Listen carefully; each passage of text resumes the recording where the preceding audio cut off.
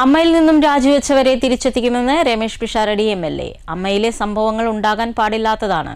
പ്രശ്നങ്ങളില്ലാതെ സംഘടനയെ നയിക്കാൻ ശേഷിയുള്ളവർ തലപ്പത്ത് വരുമെന്നും പിഷാരടി പാലക്കാട്ട് പറഞ്ഞു. നമ്മളെല്ലാവരോടും സംസാരിച്ചു. ഞാൻ ശ്വേതയോട് സംസാരിച്ചു, അൻസുബയോട് സംസാരിച്ചു, മല്ലികാന്റിയോട് സംസാരിച്ചു, ബാബുരേട്ടൻ, സിദ്ദിഖ, ഇടവേള ബാബുക്ക, മമ്മുക്ക, ലാലേട്ടൻ, എല്ലാവരോടും ഞാൻ ഫോണിൽ കഴിഞ്ഞ കുറച്ച് ദിവസങ്ങൾ കൊണ്ട് ഒരുപാട് സമയം സംസാരിച്ചു. അൻസുബയോടൊക്കെ പലപ്പോഴായിട്ട് 1 മണിക്കൂറിലധികം ഞാൻ സംസാരിച്ചിട്ടുണ്ട്. അവരെല്ലാം കേൾക്കുന്നുണ്ട്. അവരുടെയൊക്കെ പ്രശ്നങ്ങൾ എന്താണ്, അത് എന്തുകൊണ്ടാണ് ഉണ്ടായിരിക്കുന്നത്, അതിന് നിലവിൽ നമുക്ക് എങ്ങനെ അത് പരിഹരിക്കാൻ കഴിയും തുടങ്ങിയ കാര്യങ്ങളിലൊക്കെ നമ്മൾ പലതരത്തിൽ ആലോചിക്കുന്നുണ്ട്.